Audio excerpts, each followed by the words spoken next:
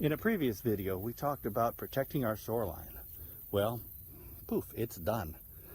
We've put in riprap, which is a fancy word for a wall of rocks here, all along our shoreline to protect it from being eroded by the water as it raises and lowers.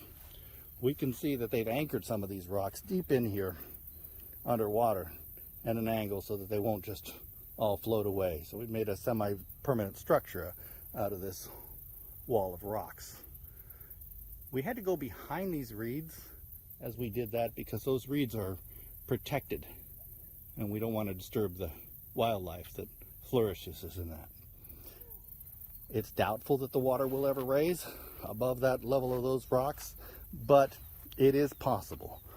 So as we come up the hill, we'll see something they call a 100-year floodline, 100-year floodplain, which right up here we've got a stake in the ground that tells we can't build below that point because it's potential that the water could raise up here, and if we build below that, we're going to have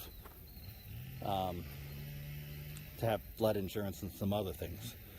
But there we see a stake that's going to represent the corner of our house, and that we'll talk about later. So we're getting close to moving to the next step.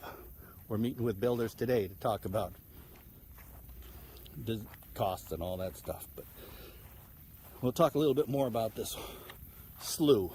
A slough is a body of water off of a river. This slough is called Broken Arrow Creek, and way down there there's a stream, kind of a large stream, that flows in to the river and has formed this slough. You can see where the slough ends and the river begins, where the currents are running hard over there. So this is a nice calm body of water with some good crappie, and over on that stream I'll be able to get some good trout. It's a good fishing environment. Thank you. We'll talk again soon.